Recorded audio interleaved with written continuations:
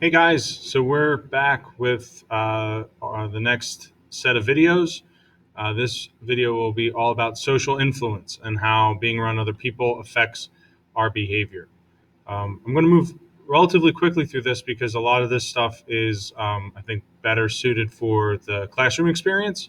So I'll be just kind of moving quickly through this and we can expound on that later in class. Okay.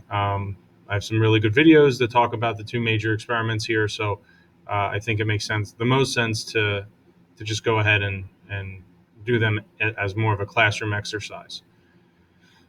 I mean, how could we talk about uh, social influence if we're going to do things kind of isolated? It doesn't make sense to me. So let's just at least start with some definitions and move on from there. So a couple of things about behavior that we know. We know that behavior is contagious. We know that we model our behavior off of the behavior of others, especially in novel situations when we don't know how to act. We instinctively look around and follow the behavior of others.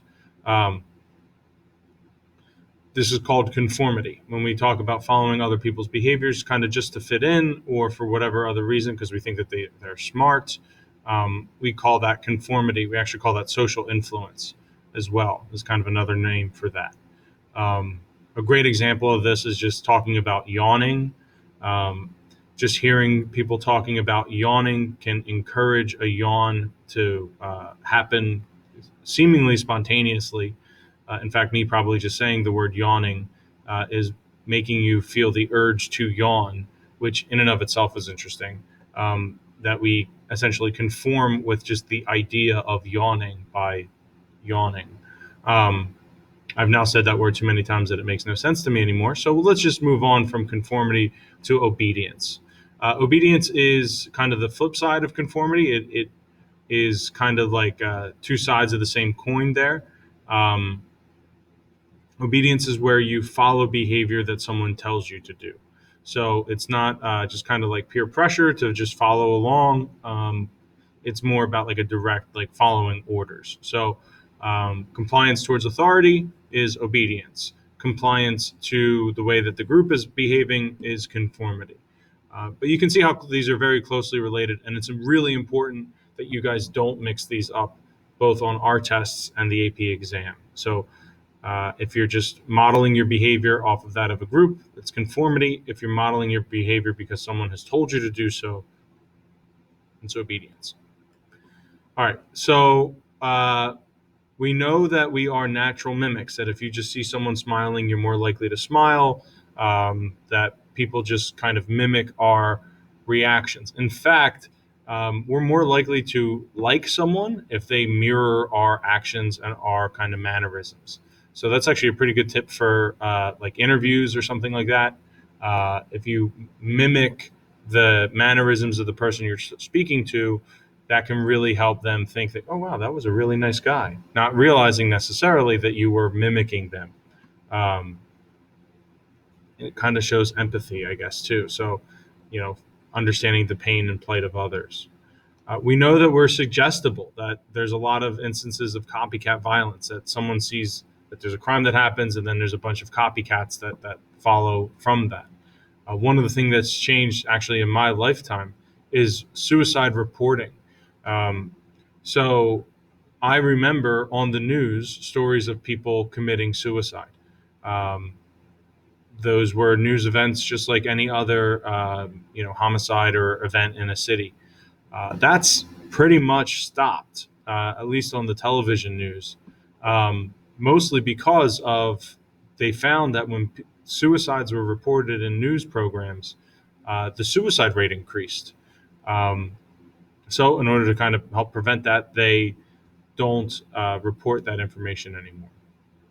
Um, it's a really tragic thing that is part of how we kind of operate in the world, is that we are so suggestible to what other people are doing, which gets us to conformity, right? So if we think of conformity as adjusting our behavior towards a group standard, that was famously studied by Solomon Asch by using what is called the Asch experiment. Basically, he put a bunch of people in a room. Um, 5 or 6 of them were in on the experiment. They were Confederates of the experimenter. One person was not. That person did not know that they were the only one in the room. That wasn't part of the experiment. And they were asked to judge the lengths of lines, A, B, or C, which one is most similar to the one shown. And after a couple trials with everyone getting it right, all of a sudden everybody started getting it wrong. And Ash wanted to see how likely is it that a person conforms with something that is so obviously incorrect just because the group is saying that that's the right answer. And he found some pretty startling numbers. It was about 30%, or about a third of participants said the wrong answer just because the group said so. Now, the other thing that's interesting is Ash monitored, people's reactions. So they sat up straight as people started getting it wrong. They started sweating or fidgeting. Like, they were clearly nervous that, trying to make the decision. Am I going to say what the truth is, or am I going to bend to the will of the group? And I have some videos that we'll show in class about this. Ash also tweaked things around to try to figure out what are the ways that we can strengthen conformity. One is if you feel insecure. So if you're in a let's just say a room full of the popular kids and you're not a popular kid, then that feeling of insecurity, or if you feel like you're isolated, that will make you more likely to conform. One of the most researched and demonstrated effects is if there's at least 3 people providing that group behavior, and that it's unanimous, that there are no dissenters, that you have 3 people that are doing something, then if you're the 4th, you're more likely to conform. Attractiveness of the members of the group matters. If you're in a room full of models, you're going to model, no pun intended. I'm sorry, that was really, really bad. I didn't mean to do that. I'm so disappointed in myself.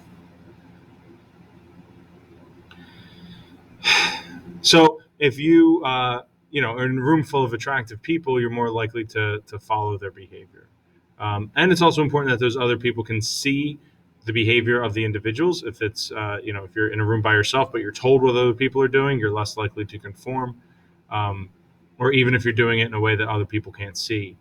And then last, but certainly not least, is a respect for social standards. Some cultures have more respect for, the group or the collective as the whole, and others don't. In those situations, in those cultures, the non-Western cultures, the conformity rates are much higher. As far as reasons for conforming, there's 2 main ones. Those are called social influences. One is called the normative social influence.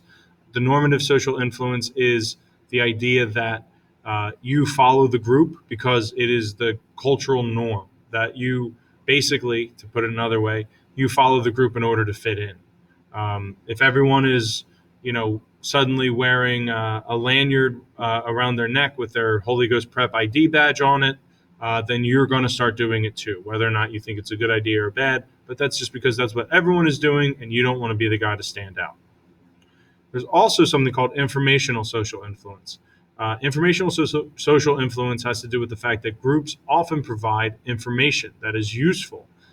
If everybody's doing something, the thought might be, well, they must know something I don't, so let me do it too. This is, kind of explains some kind of mob mentality group like thought processes. Think back to the beginning of the pandemic when there was no toilet paper anywhere, right? People, oh my gosh, they must know something I don't, so they're just following along even though they don't necessarily need to. It's super, super, super, super important that you know the difference between these two. They almost always show up on an FRQ on the AP exam. And kids always confuse normative and informational social influence. Remember, social influence is changing your behavior to fit that of a group. And the normative or informational is the reason why. Are you doing it to fit in, which is normative, or are you doing it because you think the group knows more information than you do, which would be informational? Really, really, really important, guys, that you know the difference there. And also, like kind of I said earlier, individualistic societies like those of us in the West and English-speaking societies tend to have lower conformity rates.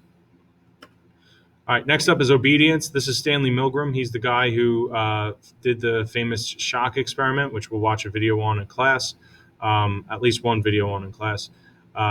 He wanted as he got his findings, which surprised everybody, most people thought that very few people would administer lethal shocks. Um, Turns out most people did, 60%. Depending on the crazy thing with this is, depending on his tweaks as he adapted this experiment over and over the years, he got that number up to 93% of participants would administer a lethal shock. He also got it down to zero, where 0% of people would move really much further than the first kind of cry of pain, or the first um, you know begging for the procedure to stop from the person on the other side of the shock machine. So he really looked at things like experimenter status and prestige. He realized that by having the study being done at Yale, that carried the weight of the institution mattered. That when he did it in like an office building off campus somewhere, it didn't matter. More people were less likely to follow. Same thing if the experimenter encouraging the experiment to continue was, like wearing a lab coat or a suit or something. Types of status really mattered. Um, we also know that it's important to look at obedience with the behavior of others. Um, Seeing if there's other people in the group who are doing the same thing. If they do it in a group setting, right, the numbers go up.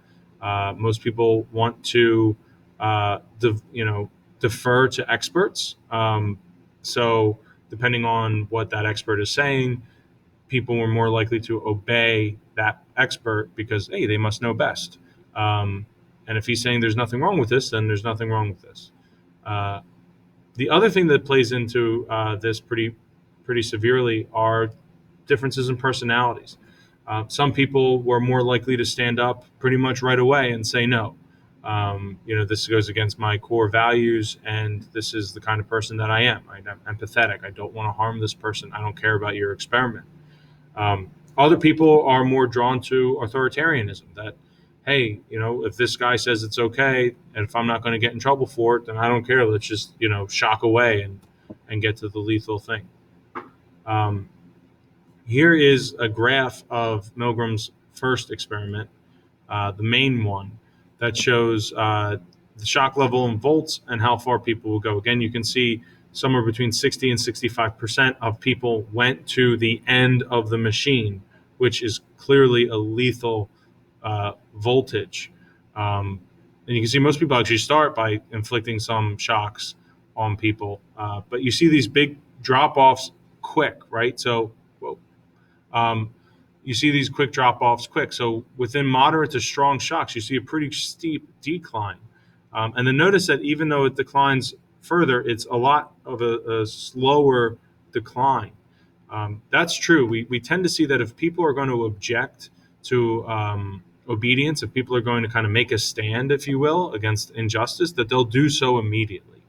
And that the studies have shown that if you don't do it immediately, then you're less likely to resist ever, which is an interesting thing to think about for our purposes. I think part of this course is to not only understand human behavior but to improve human behavior. I would like to think so, and I think learning these kinds of things help us realize that if I'm in a situation where I don't feel that things are going right, that I should probably speak up and say something, as hard as that may be, because knowing this, if I let it go, and with the foot in the door phenomenon, which we talked about in the last video, I'm less likely to speak up as time goes on. Some lessons from both Asch and Milgram. We know that depending on obedience versus kindness, doesn't matter if you're trying to be nice, you're going to follow what someone in authority tells you to do. We also know that if there's a strong social influence, in particular in a certain group, that makes people basically believe lies and things that are objectively false, but they are willing to kind of ignore reality in order to fit in with the group. That is the power of social influence on our lives. I just mentioned the whole thing about resistance occurs early if it does, and that you can see how the slide into evil is gradual. That is a phrase that Milgram used, that as time goes on, that you can just slowly become evil. actually think your book has a quote from Pope Francis that says, if the slide into evil, something along the lines of, if the slide into evil is gradual, then so is the slide into goodness or hope, right? That it's just little by little that we can make improvements. The way that Milgram got to 93% on some of the versions of the experiment that he ran was he removed the experimenter, the teacher in the thing, from actually pressing the shock, and made them be the one who instructed someone else to administer the shock. So if they were kind of even a step further removed, then they were way more likely. Again, almost 100% of participants instructed the person to shock all the way to the end. That diffusion of responsibility really kind of makes people act in very different ways.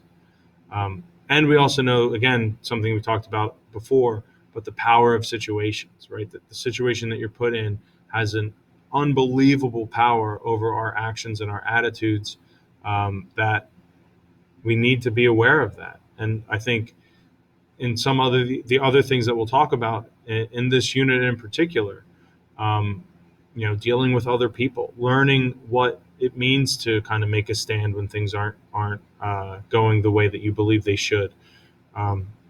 Realizing the power that situations have on other people and ourselves is a really important first step to make sure that we're doing everything we can to treat people with fairness and kindness and respect. I'll call this video a wrap now. We will come back by talking about the effects of groups on our behavior. So we've done attitudes, we've done attributions, we've done obedience and conformity, and now we're going to get into the ways that groups affect our behavior. So that's next video. See you guys then.